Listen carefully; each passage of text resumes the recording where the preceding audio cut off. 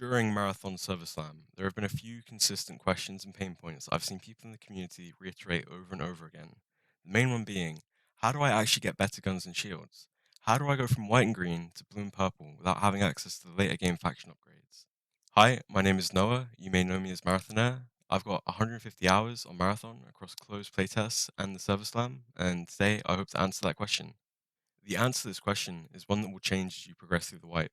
So, to answer this question properly, this video will be split up into 5 different sections.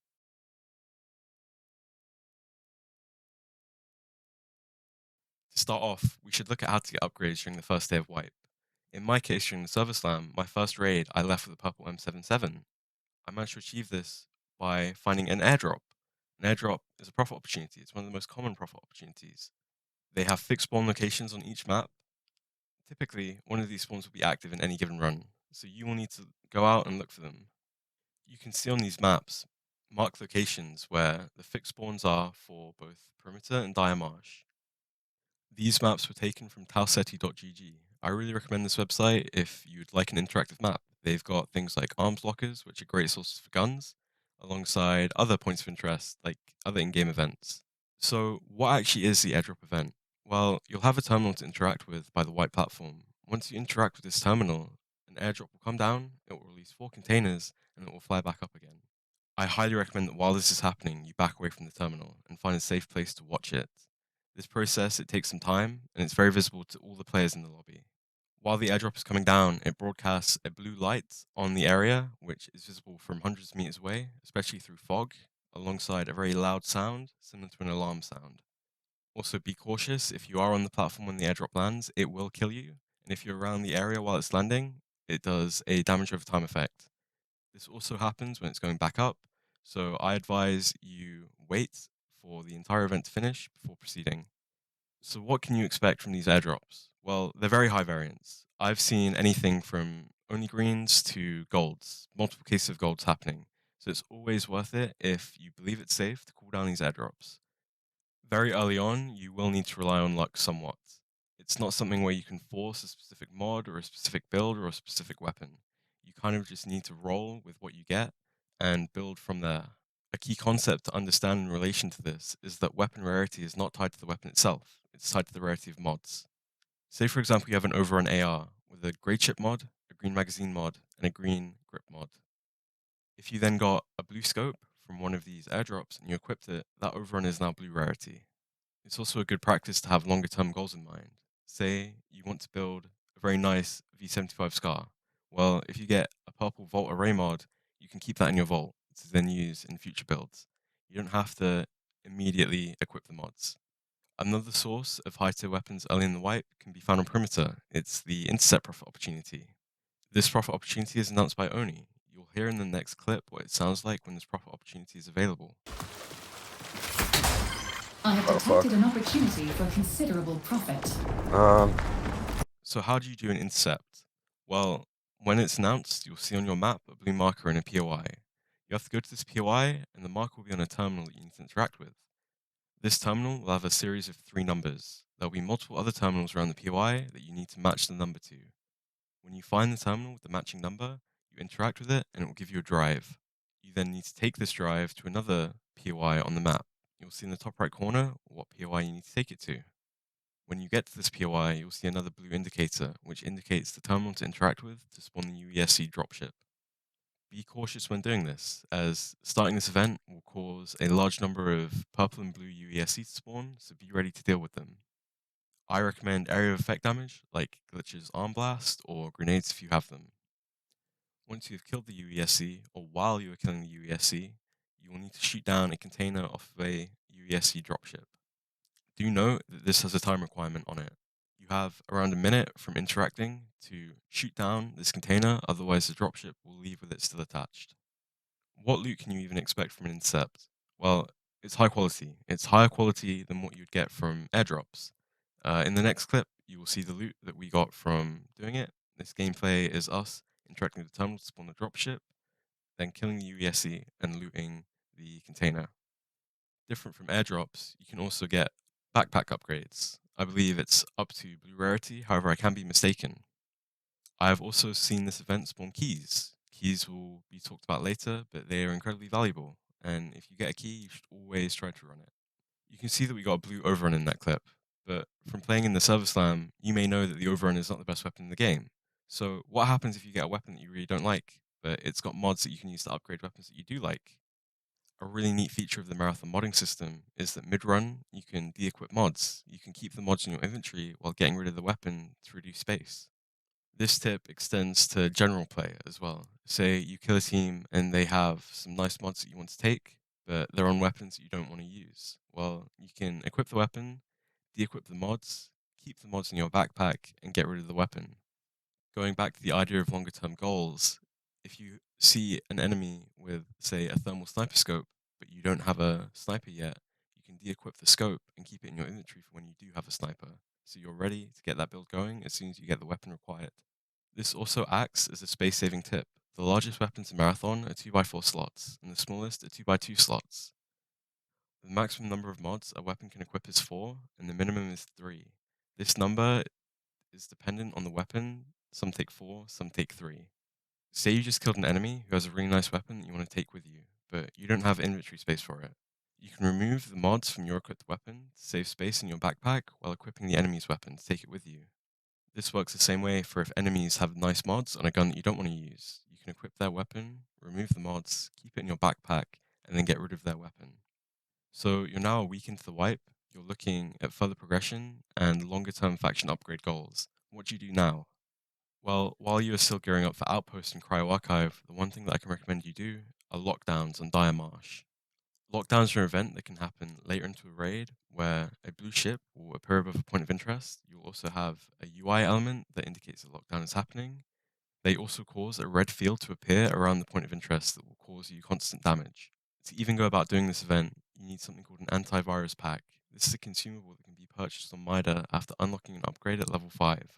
You typically will only need one of these to complete a full 3-tier lockdown. Lockdowns will happen one tier at a time. One POI will get locked off, you'll need to complete the lockdown, then a minute or two later, the second one will spawn, so on and so on. To start the first lockdown, you'll need to pop a hack or an antivirus pack and go into the POI. You'll see a blue indicator on your screen, similar to all other profit opportunities, that will lead you to an item called Heck Access. When you have this item, you then need to go to the main lockdown box. By it will be a terminal that you can interact with to disable the red field. Once this is done, 3 waves of UESC will start spawning in. You'll need to clear one wave at a time, eventually killing the boss in the third wave. When you have then killed this boss, the main box will then unlock and you can loot it. In the first and second tier lockdowns, you're able to get blue rarity weapons.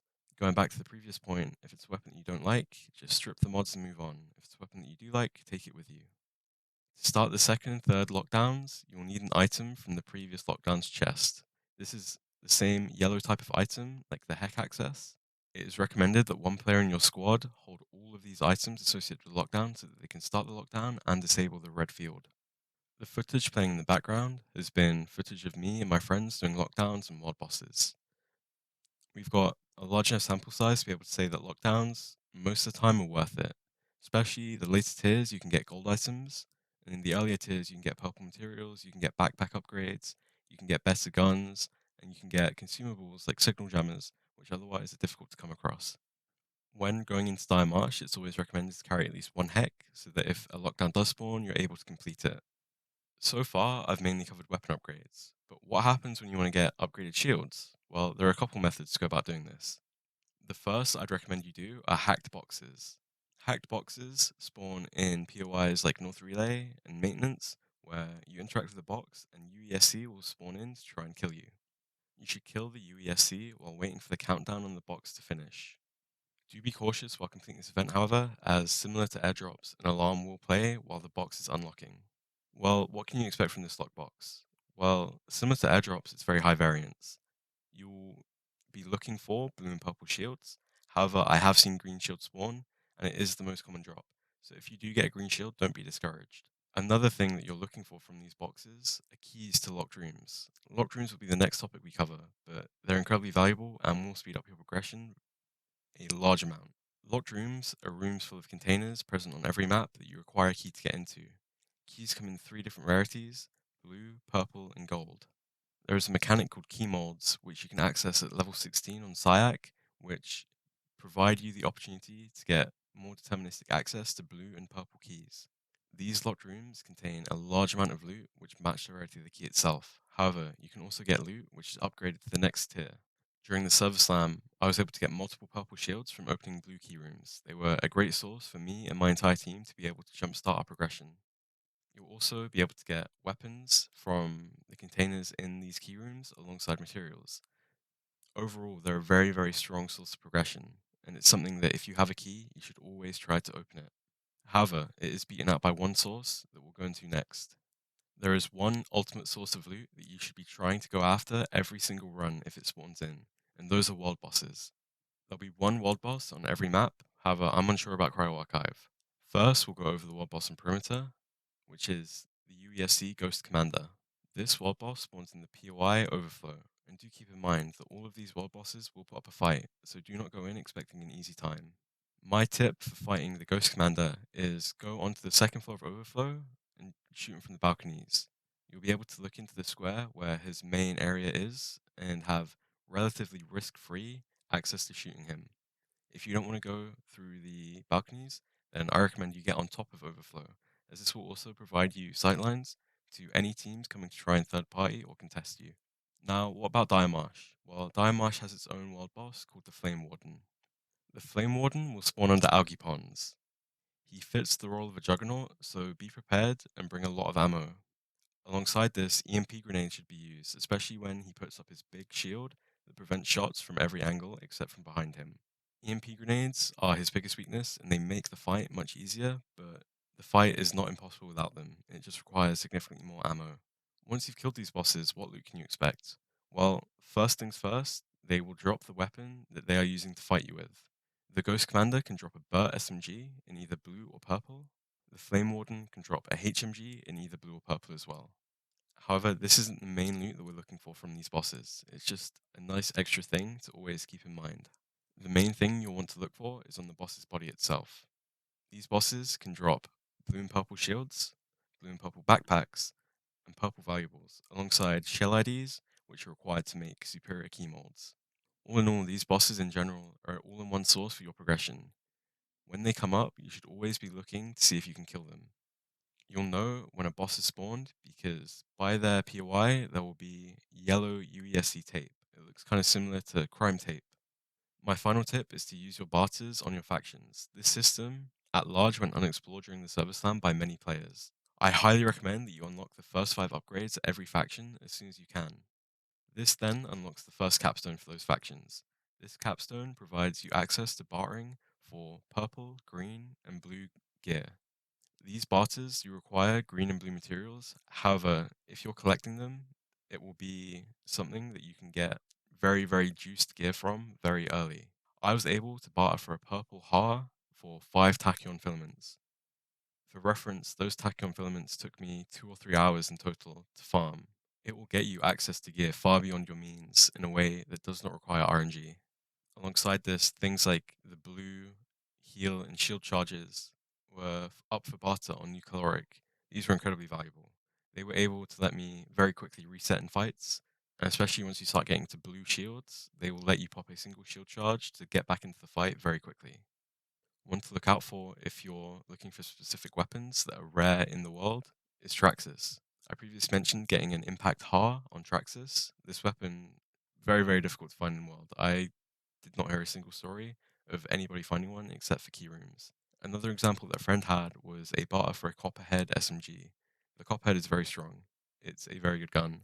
And that was a barter that he very much wanted to do because it would have helped him significantly in his fights. Barters reset every day at 3 p.m. GMT, and they're not universal for the entire population. However, they're pulled from a pool of possible barters. So in your runs, keep picking up green and blue materials so that you can use them for future barters. Progression in extraction shooters is all about long-term planning.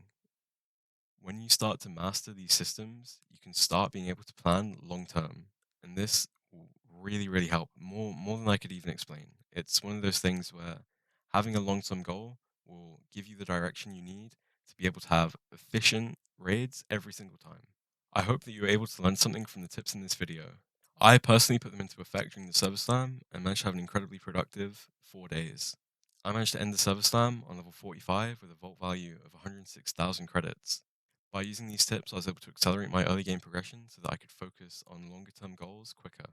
My goal for creating content on YouTube around Marathon is to be able to help people understand these concepts if they're not coming from other extraction shooters. Alongside this, my next videos will be covering macro topics, things like how do I know when it's safe to do a boss. Macro is incredibly interesting to me, especially in this game because it's different from other extraction shooters that I've played. The maps are smaller in size and it's much easier to rotate to fights. These videos may not arrive for launch, however, I will keep you updated on my Twitter at Marathonair. I'd really appreciate it if you dropped a like on the video, subscribed, and commented your thoughts on some of the tips. Alongside, if you have anything else to add, feel free to comment. Extraction shooter games are one where the community learns together by sharing information with each other. So, genuinely, anything you have to add that you feel like I've missed, put it in the comments. But for now, that's all from me. Thank you for watching. Have a great rest of your day. Goodbye.